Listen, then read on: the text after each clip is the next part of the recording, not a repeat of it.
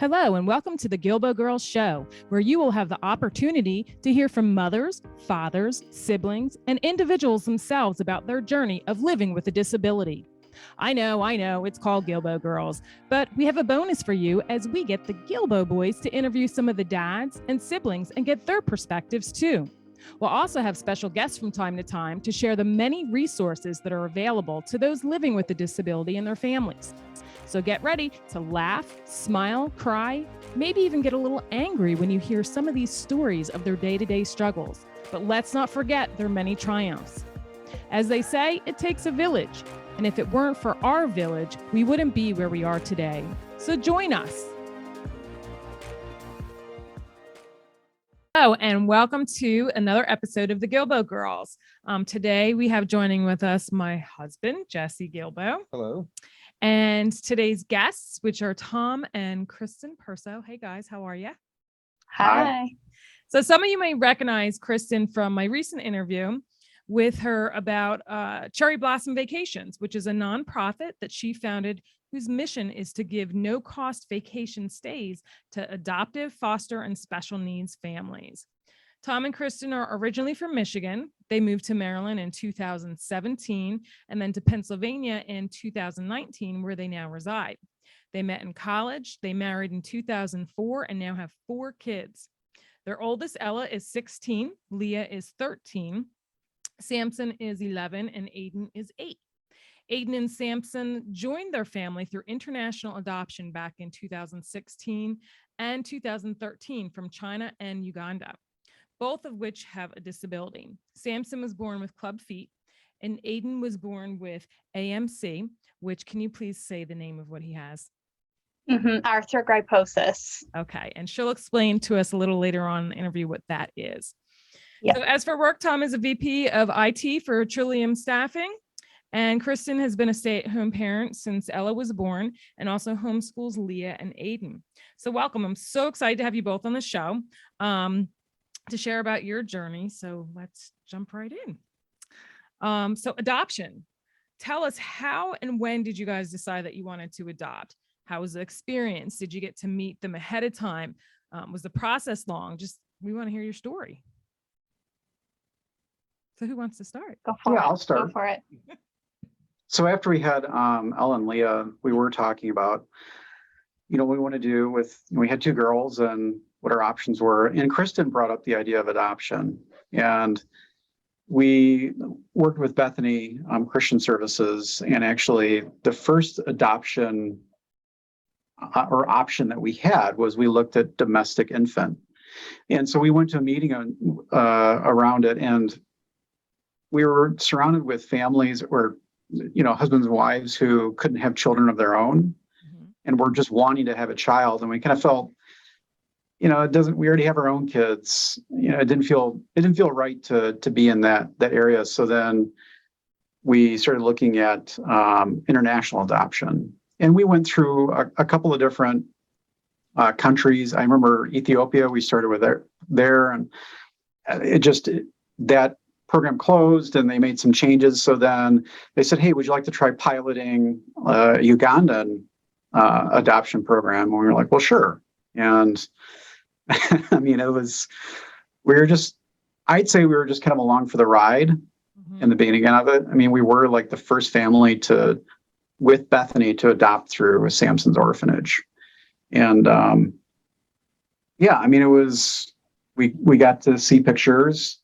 And there was a family that went ahead of us, and we got to see, they got to meet Samson and sent us more pictures of him. And it was just, we didn't make a lot of decisions of saying we want to do this and this. I think God just opened doors for us, and we just walked through it. We blindly walked through them. But every single step that we had to do of the process, this was a long time ago for us, and finances were much tighter, and it was just amazing okay, we need to pay this for, this upcoming payment to Bethany. And it was like, oh, this is you get 2 extra paychecks a year, on a biweekly pay. And we're like, oh, this is the month that we have the extra paycheck. And oh, look at that. It's the right amount. So, it was no it was just there for us. So we had all these affirmations of every step that we were going in the right direction. It wasn't easy, but we had doors opening for us. How long did the process take from like start to finish by the time, you actually got him home? Yeah, I'm not good on We dates. started the initial process in the beginning of 2012 and sent paperwork, like Tom mentioned, sent paperwork to Ethiopia, thinking that we would adopt from there in the fall of 2012, and then changed sometime early in 2013 when we realized that program was closing. And then we were matched with Samson in March of 2013, and then we traveled in May, and he arrived home in July. So about a little over a year and a half, which is pretty quick. And with Aiden, we decided to adopt again. Initially, we were thinking we would adopt from Africa again, but at the time, Uganda was not really an easy program to continue adopting from. Some things on the Ugandan side, travel was difficult. When we adopted Samson, we were in country for 6.5 weeks total, which was challenging. And so our social worker suggested we look at China. And so we were like, sure, like that's fine. I mean, and China had a much easier travel option. It was much more just like you arrive in country, you do this for a few days, you go to your child's province, you meet them, you get them, you go here, and you're done within a 2-week span of time. And so given where we were in life, when we did Samson's adoption, we took Ella and Leah with us because there was a variety of reasons, but they came with us. They were 6 and 3 at the time. So they spent 3 weeks with us at his orphanage, which was sometimes still we're just like, wow, that was crazy that we did that, and then when we decided to adopt again and we were matched with Aiden, that process, we started in 2015 and we were matched with him in late 2015. So it was a little bit quicker. And we knew that we were going to take our kids again with us. And so, yeah, we went as a family of 5 and added Aiden while we were there. And it was just really like a quick trip. It was like a few days in Beijing. We went to his province for a few days. We went to southern China and got, his visa and everything. And then we left as a family of 6. Wow. That's amazing. Now, did you know that both boys had a disability up front, or, did you know before you adopted, or did you discover it during those different milestone ages? Both disabilities were disclosed, and Samson was born with club feet, and he had them corrected in Uganda through a program, I think through the UK.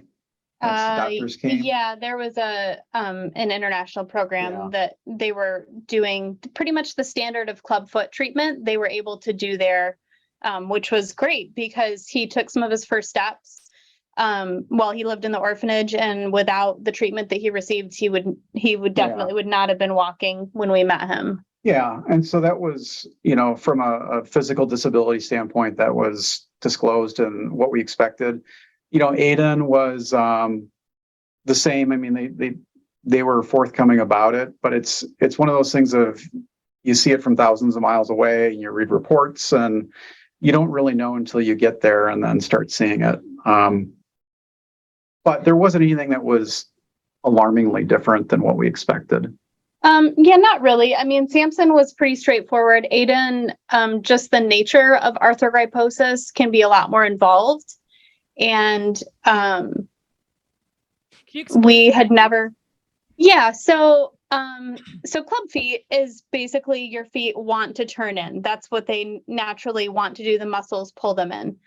And so when we decided to adopt again, we thought, okay, well, let's see if we can adopt a child with club feet. Like, we already know this, we have doctors in place, and we just were not getting matched with a child that had club feet. And so through a random series of events, like the long story that now you look back and go, wow, that was crazy how that happened. But we learned about arthrogryposis, and we saw Aiden and realized that he has arthrogryposis. And it's like,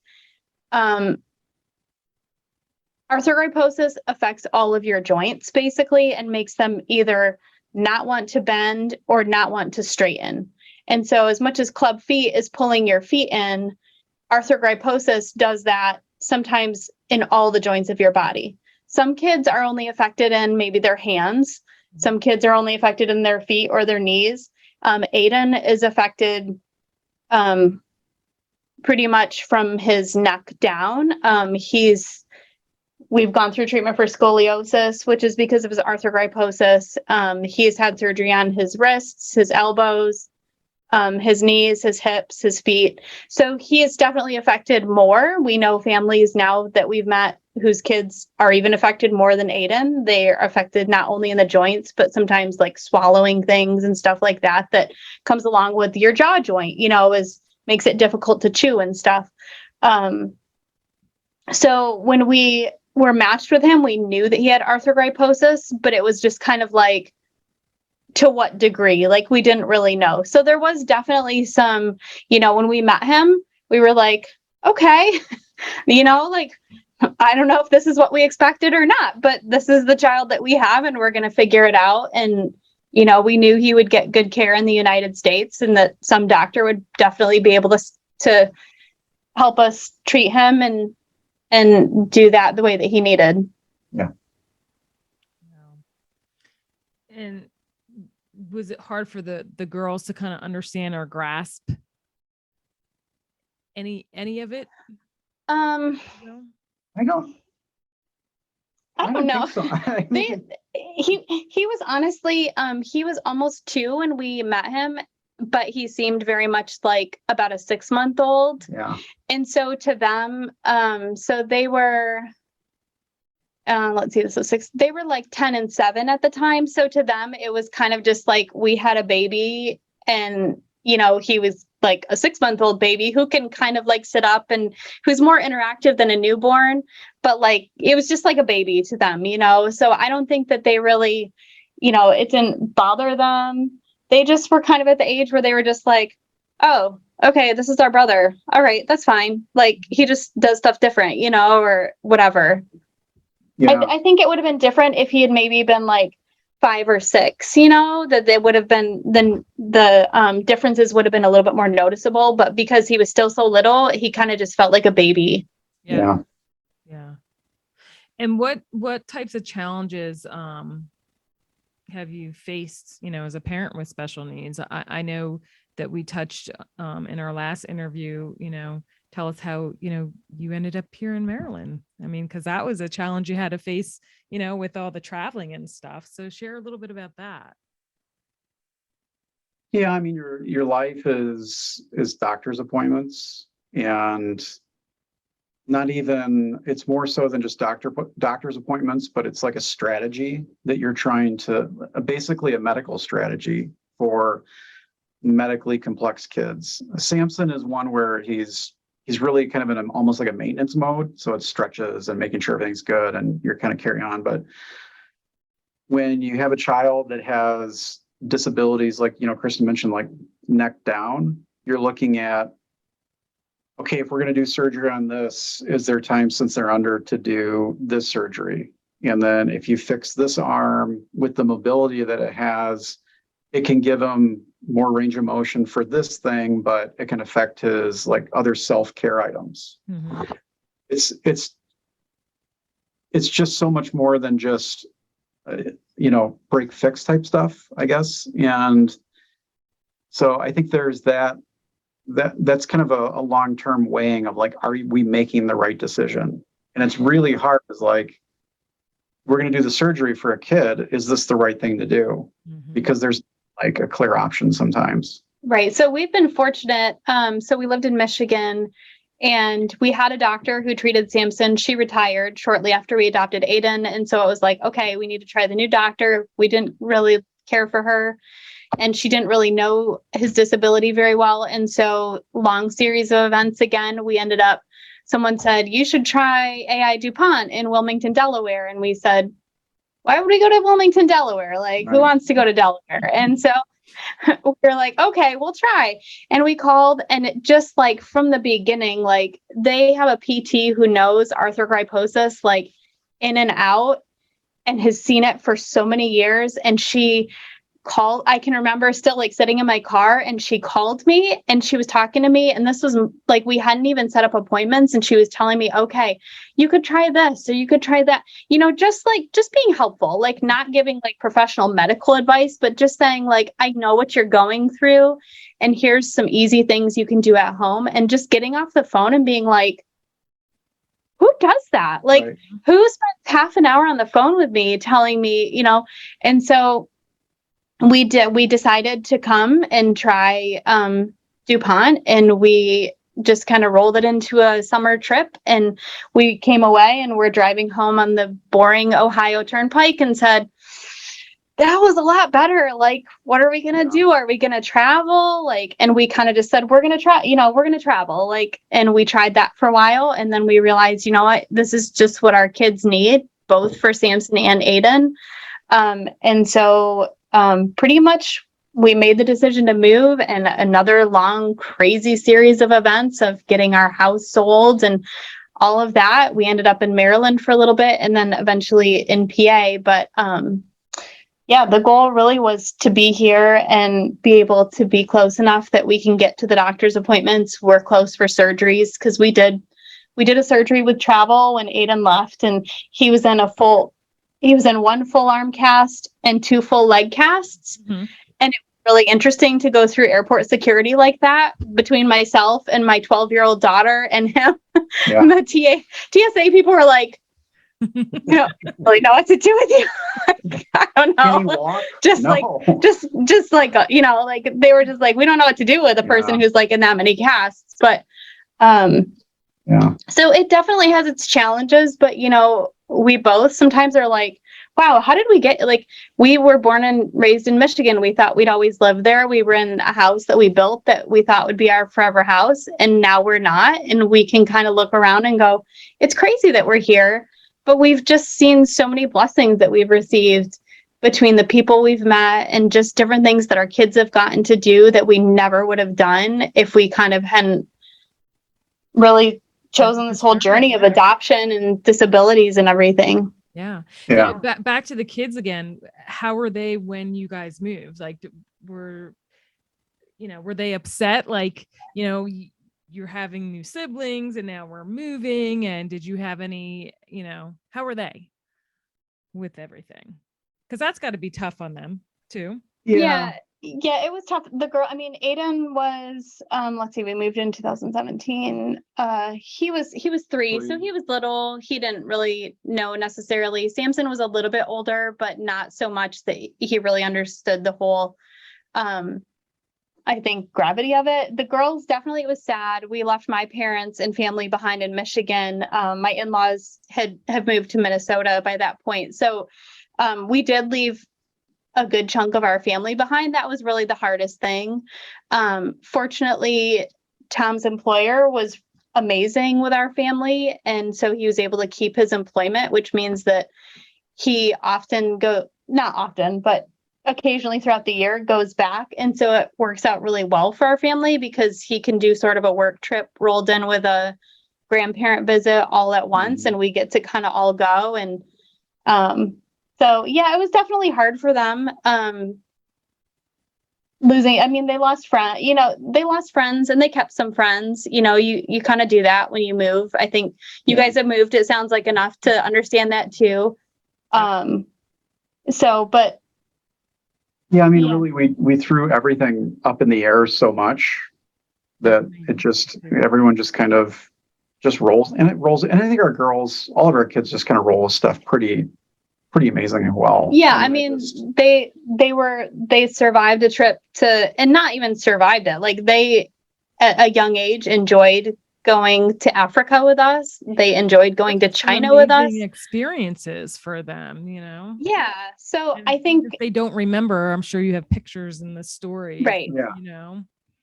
Yeah. So I think some of that stuff has kind of helped them just be like, okay, like we're going to figure this out as a family, and yeah, it's going to be tough, but we'll figure it out. And it definitely helped when we moved to Maryland. We had some connections. Social media helps for sure. You can connect with people in ways that we couldn't have, 15 or 20 years ago. And so it helped us kind of make friends a little bit quicker and find a church and that kind of thing. So that definitely helped. Yeah, absolutely.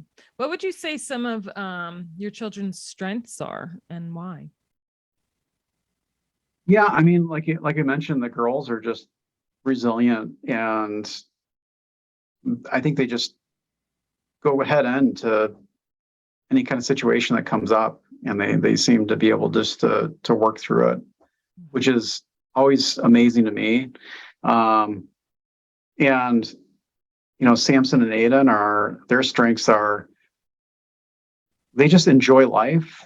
And like I see Samson, just kind of in any situation can just find something fun to do, which is it's good. It's good. It has its struggles for sure. Like 11, Yeah. Yeah. Looking forward to meeting all of you guys this weekend too, by the way. Yeah. Exciting. And Aiden is one where it was really amazing. Like my employer, when Aiden first came home, I brought him into work one day, like on a Saturday, and he was super quiet when we first got him. And, he's like, "Hey, it's nice to meet you." And he just was like, "No, I'm not having any of this." And, then we moved away. And once Aiden got into a wheelchair, it like gave him some sense of, or like independence. And he just opened up and was just talking to people. And then, so we all came back to Michigan one time for a work trip. And I'm like, "Hey, let's bring the family to work and everyone can see him," because they haven't seen him in a while. And like, my boss saw Aiden and he's like, "Oh, your son," and he's just talking. And he's like, "What happened to this kid? It's like a completely different kid," and he's taken that and he can just go up to anyone and just start talking. And it is really just like, I think that's going to help him in his life. Yeah. Going forward, of like just being able to communicate with people. And share that story that you put on Facebook too, because I loved that. About the little boy, was it Samson or was it? Oh, just about at the pool. Yeah. Yeah. I was just thinking when you were asking that, I was thinking, our kids, a strength of all of them is appreciating differences in people. And so, yeah, we had this situation. We were at the pool yesterday, and Aiden, because he uses a power wheelchair, and he's Asian and his brother is African and his parents are white and his sisters are white. Like there's a lot to kind of look at, like when we go out in public, like there's a lot to look at. And so often he'll be like, "Why are people staring at me?" And so we have to have that conversation, and sometimes it's just like, okay, and sometimes it's like, it's kind of a bummer, like I really wish people wouldn't stare at me. And so we were at the pool, and we got a couple of stares as we came in, and then a family next to us came over, and the mom said, "Hey, do you mind if we come and ask you about your wheelchair?" And so Aiden was like, "Sure, that was fine." And he kind of showed him like, this is how it goes forward and it goes backwards. And he was like kind of doing donuts and putting it up and putting it down and showing the horn and all that, which he loves to do. And the kids were kind of little, but like they just like watched and they were like, "Okay, that's cool." And we chatted for a little bit, and then they went back and they swam and we swam. And I just told the mom, I said, "I really, really appreciate it that you took the time to come over and ask, because, we're thankful that Aiden has a wheelchair. And while I understand that sometimes it looks like, oh man, it's like so sad that you're in a wheelchair, like we're thankful that he has a wheelchair because he needs it and it helps him get around, and he still like does all kinds of amazing stuff." And so it was just really nice that they took the time to kind of just come over and just like have that conversation with him. And so we were just talking last night, it would be awesome. And, we're included in that too, of like, we see people that we don't necessarily understand something about. So it was a reminder for us too, of like, people just want to share their story, and they just want to like have other people understand about them. And so it was really nice for somebody to kind of take the time to do that yesterday for our family. Absolutely. What's your day-to-day routine? Like I know a lot of people take things for granted and, and then just like with our regular typical kids, they can do a lot on their own. And I think sometimes people don't realize how much we as parents have to do, the extras that we have to do when a child has a need. You gonna answer that? Yeah. With Aiden, it's the simple things that we do take for granted are things that he does need help with. So he can't get out of bed. He can't transfer to his wheelchair. So it's, it's getting him out of bed. He has a hard time even at night. He can get caught up in his sheet, and he'll call and say, I need help rolling over, or take him to the bathroom and just that. And it's as a parent, it's just really, you have to look at it in like a different way to, it's like, I'm happy to be able to help him, but sometimes it's, when it's like the fourth or fifth time at night, of like getting him untangled from his blanket, it's, you're really tired. You're tired. Yes. You're tired. Yeah. But then you have to remind yourself, you're like, I can get myself out of my blanket. So yeah, you gotta understand the level they're at. So, and it's not something that, you can just go on and like, that's not something that you can converse with other parents with, of people that have, or parents that have children that aren't disabled. They just don't, it doesn't line up. So it sometimes feels a little bit lonely. Yeah. I mean, it really does. But so it's hard. I mean, it's hard because we had two healthy biological kids before we kind of entered a world of kids with disabilities. And so it is interesting. Like we were just with friends this past weekend whose son also has arthrogryposis. And he recently has learned to walk in like a pretty short span of time, and he's doing amazing. And so while we're so excited for him, it's hard to like balance that out too, to be like, hey, we're so excited for Grant, but not having Aiden be like, oh man, like I can't walk still, like, and just trying to teach our kids, like, everybody does different things and everybody has different abilities, and maybe you can't do this one thing, but you can do all these other things. And like, you're not less of a person, you're just a different person. Like, I feel like that's been a good lesson for us too, of like, okay, yeah, we do have to help one of our kids with a lot of stuff. Like we have to help him eat, we have to help him get out of bed, like we have to help him in the bathroom, like, and Samson, we help with other things, like, because he has some other things that he struggles with, that it's like, you're not helping a typical 11-year-old with these things still. Yeah. And so, yeah, it feels lonely, but I think like in the last 9 years since we've had Samson, we've been really fortunate to connect with so many other families who are either adoptive or have biological kids with similar things that they deal with on a day-to-day basis. And that's been so helpful for us because, the days where you're just like, I'm really tired, or I want to like pull my hair out or whatever. And while you're still super thankful for your kids, like it is hard, to be able to just send a text to somebody and be like, hey, I know you get it, Exactly. Yeah. And it's like, and when you were talking about that too, it kind of reminded me a little bit of Faith too, because she has a few friends that also have cerebral palsy, and cerebral palsy is, it affects everybody differently, Right. And we have her friend Ellie, and she can walk unassisted. Then we have, Faith needs her walker, her wheelchair.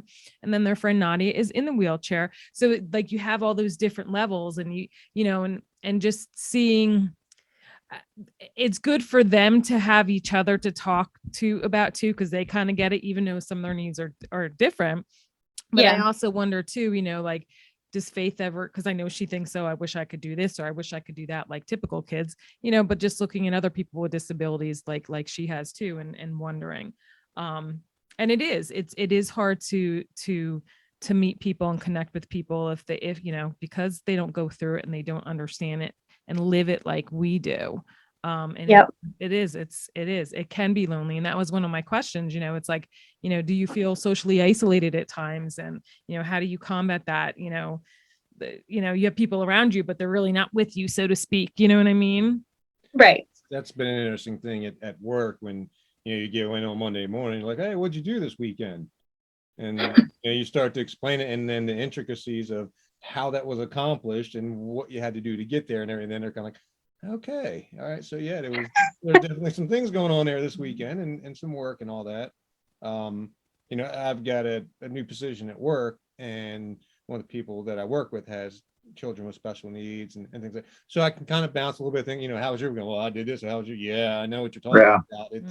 It's kind of nice to have that and have that rapport and being able to kind of relax and, have them understand a little bit of what the struggles are and what you have to go through to do something either very simple or something that the kids really enjoy. It's not just, hey, let's just pick up and do this. It's okay, let's plan this out. Where is this going to be and where are we going and what's the plans if this happens? And what equipment do you need and what equipment do you not need and what's accessible and what's not? Just like, to the listeners, we're all getting together this weekend, and we have another couple that's coming with us, and their son is also in a wheelchair.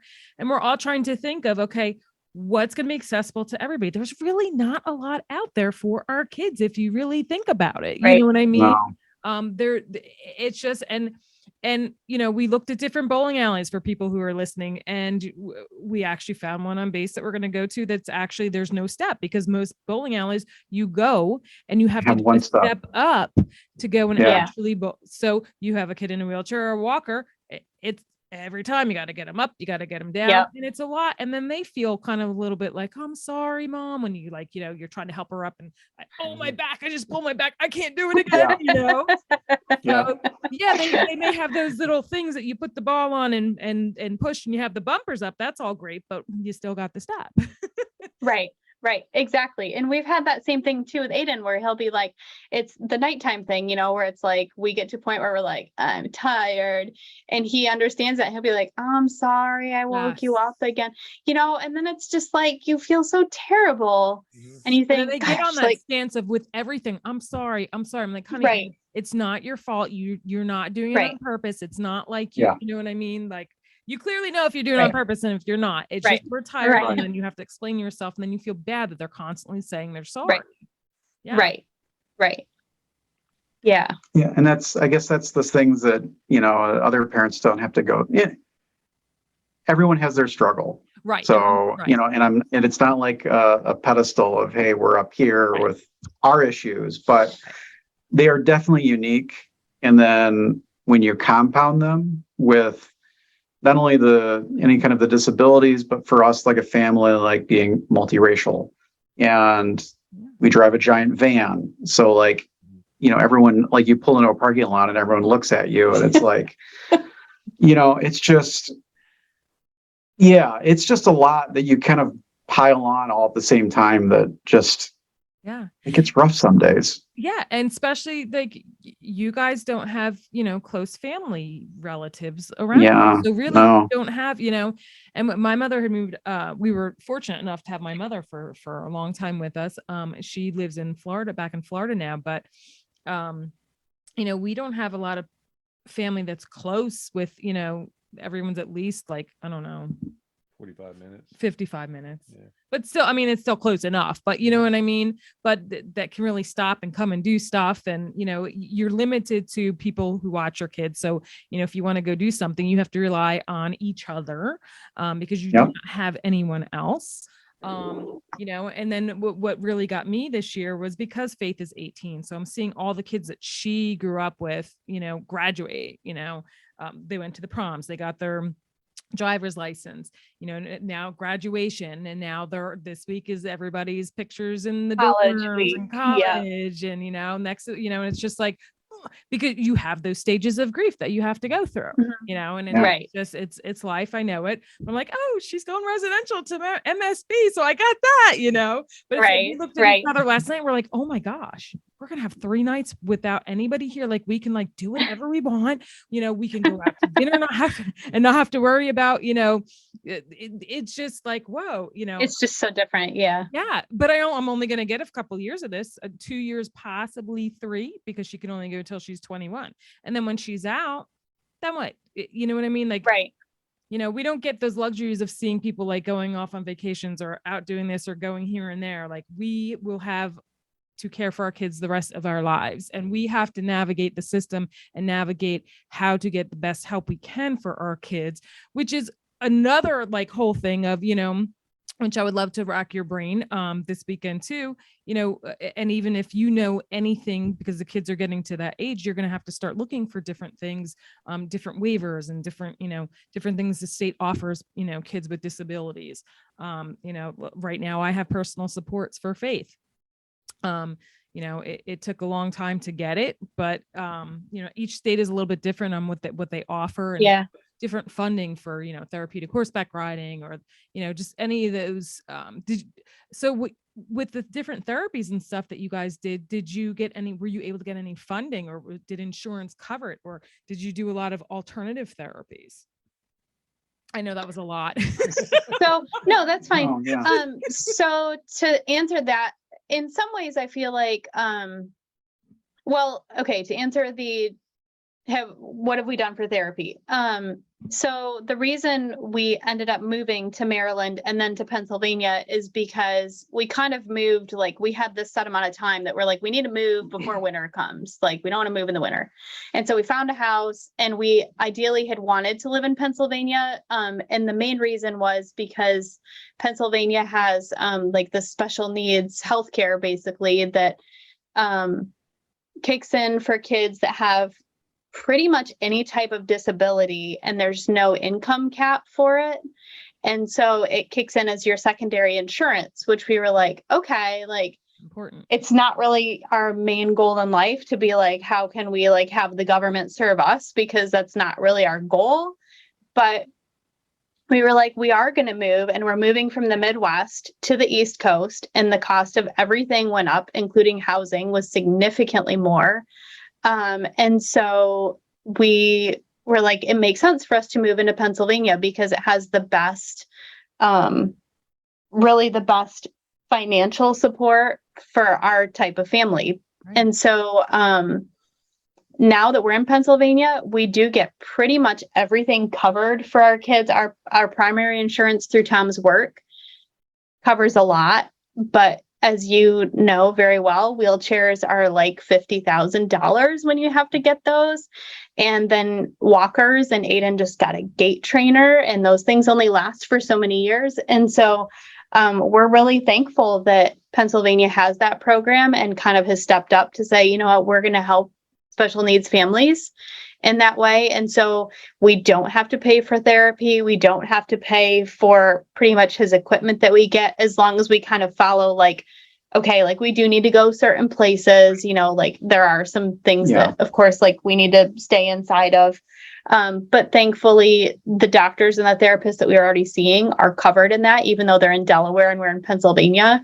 Yeah. Because Maryland, So for Maryland, when people are on Maryland Medicaid, AI does not accept that. So a lot of Right. families that were going there, especially in Cecil County, because it's like right in that middle, they couldn't go there anymore, and that was rough to find. And right. And so when we were in Maryland, we were paying, our normal out-of-pocket stuff, and it's expensive because you're hitting basically your family out-of-pocket maximum like every year.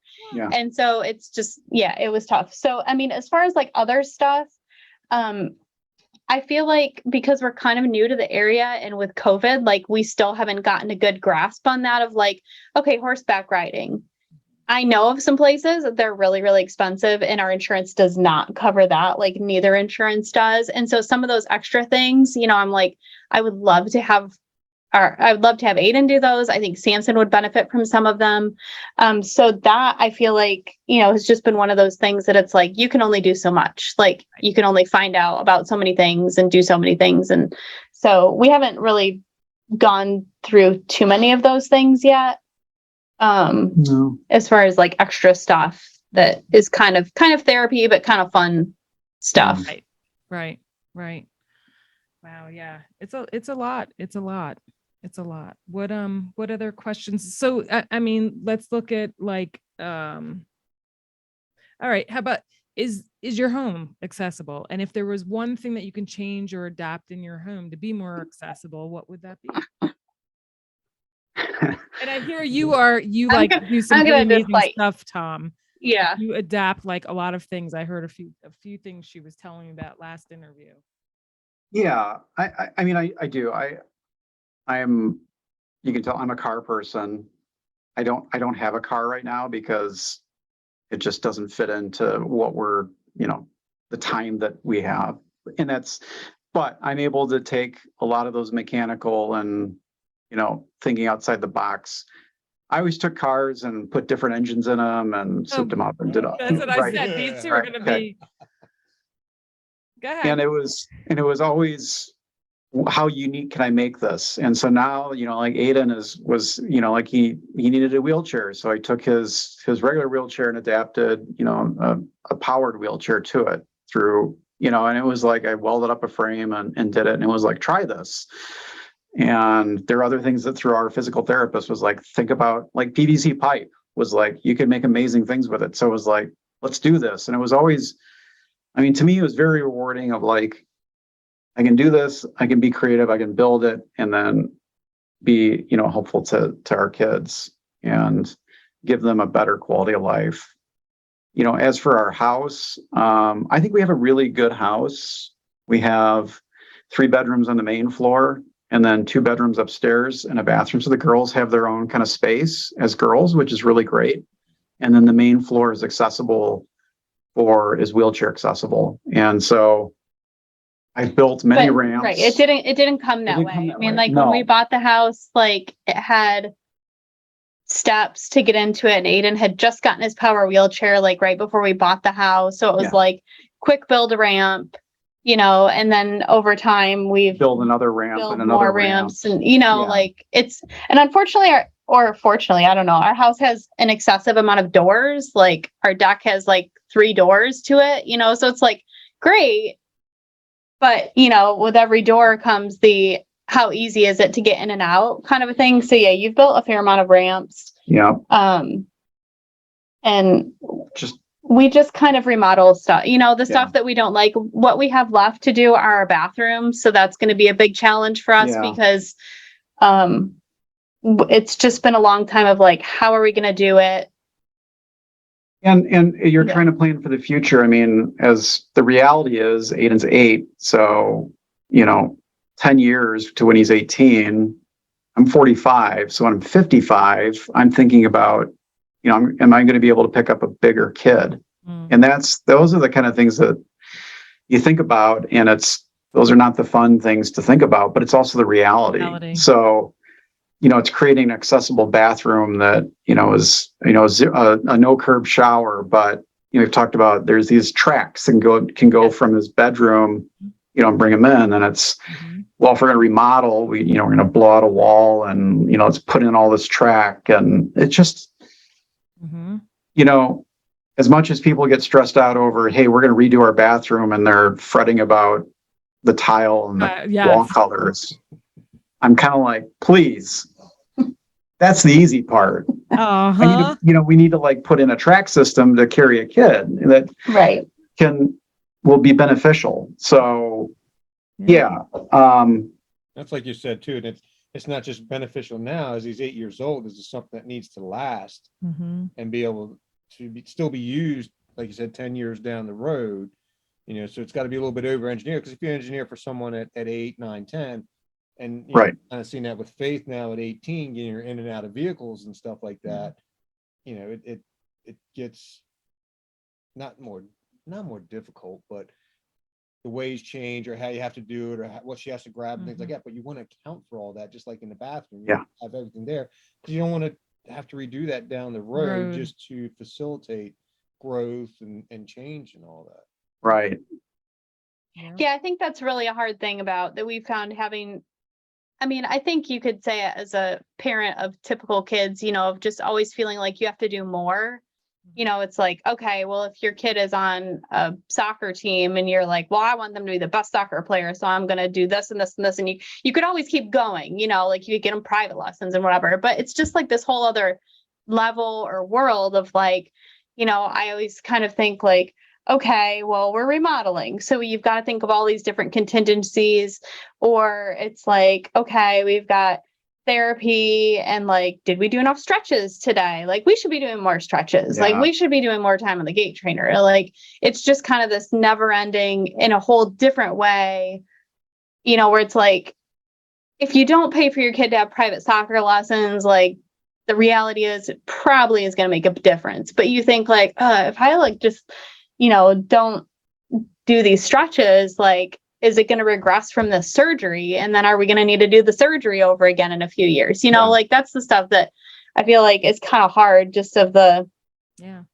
always feeling like you need to do more. And what if I don't do this? And it's just the like life changing. And then you kind of start to feel guilty. Well, you put it off one day because you're tired, you're just exhausted, or, something comes up with one of the other kids. And so then I think sometimes as parents, and after 18 years of doing all that, sometimes I'm just like, I can't do it anymore. I need a break. You get the same thing where they're like that. Like, I really don't want to do this now. Right. And, They don't want to do it. They're like, I'm sick of this. Or do you like, we're going to do this. And right. And you know, it's give and take. Some things that are very small that may not matter, give them a break because they're so burnt, because they live with this every day. But then there's some things that you just can't pass up because it it alters. It's got to it's got to get done. It's got to get done. Yeah. I mean, Aiden sleeps at night with 2 AFOs and then a knee brace and then typically like a hand brace. And he was really supposed to be sleeping with elbow braces, and we kind of slacked on that one. But there's some days where like I'm getting him ready for bed and he's like, do I need to wear a hand brace? Like, nah, you're good tonight. You can go without it. Hopefully his OT doesn't ever listen to I know. But I'm like, but you can't pull this tomorrow. Like we have to put a brace on tomorrow. And he's like, okay.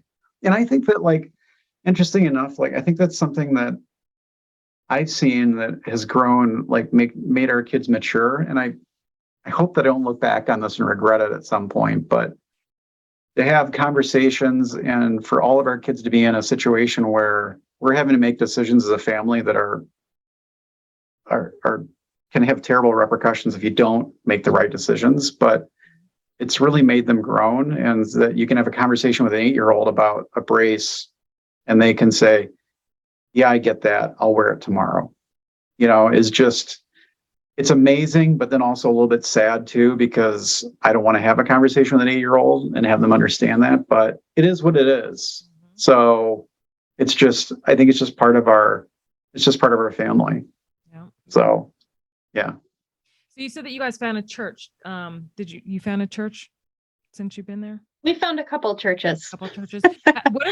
What has been your experience going to the different churches, having kids with special needs? Because I know some churches, they don't have a lot for kids with special needs, and then there are some that do.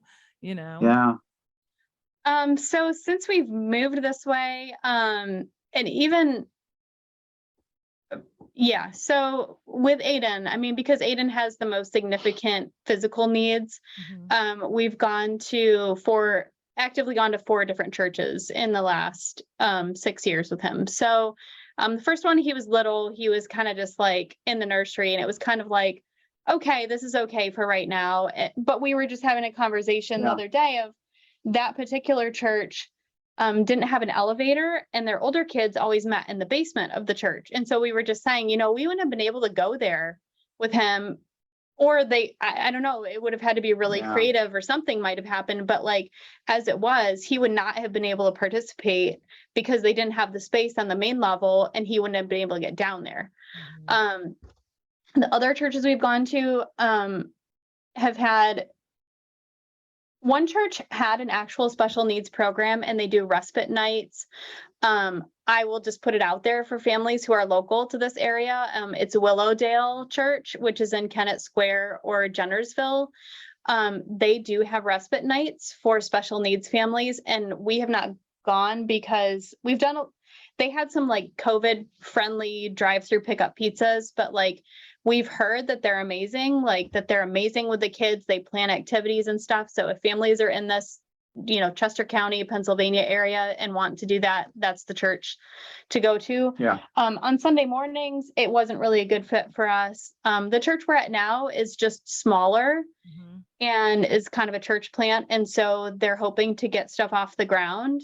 But it's a slow process it's just not something that most people are like, oh yeah, I could just jump right into that. It's kind of like, oh, okay. Like, and they want to sort of like have a team of people that'll be buddies. Well, it's like, you kind of need to be prepared for a child who might have like really mild autism or really severe autism and not be like, verbal and not be able to speak, or a child who might be deaf, or a child who might be in a wheelchair. There's just like this wide range of saying, okay, if we really want to go that way, like it takes some serious planning to kind of go that way. So yeah, I would love to, have walked into a church and had someone be right there and be like, hey, we've got this. We got this. That would be the ideal. I don't know. It's possible. It's possible. I really do think it's possible, but it takes a team and it takes people with a real desire to be able to kind of dig into it and know the right way to interact with not only the kid, but I think the parents. Right. If I went to a church and brought Aiden and they said, oh yeah, we got it, don't worry about it, I'd be like, you don't have it, we need to talk. And it's like, so it's understanding the needs and what they need and being able to adapt and go with it. I mean, like Aiden can't feed himself. So are you prepared to help feed him and in a way that works well for him, and then other kids can understand it too. Right. Like, because you sit in a class with kids and they're like, why isn't he feeding himself? Yeah. Well, and explaining it. So yeah, it's very nuanced. It's very complex, a lot of work, but I think that there is potential and desire for churches to be able to do it. Yeah, there's definitely a desire. I mean, we haven't necessarily talked to anybody, and I've talked to a fair amount of people who have kids with disabilities and not heard anybody be like, other than like saying, well, Willowdale has this respite night, I mean, and again, everybody's looking for kind of different things. You trade one thing for something else. You know what I mean? Oh. Yeah. So is there anything else you guys would like to share before we wrap it up? I was looking at your questions. I thought there was, I know I was jumping all around. Yeah. I was trying to track. I'm looking at like, now she's asking that one. Wait a minute. I don't think so. Okay. So So I go ahead to ask you if you can just briefly kind of tell us about the nonprofits. I know that people can look back and watch and listen to your podcast, but if you can just let them know, where to find you and just like your mission. Yeah.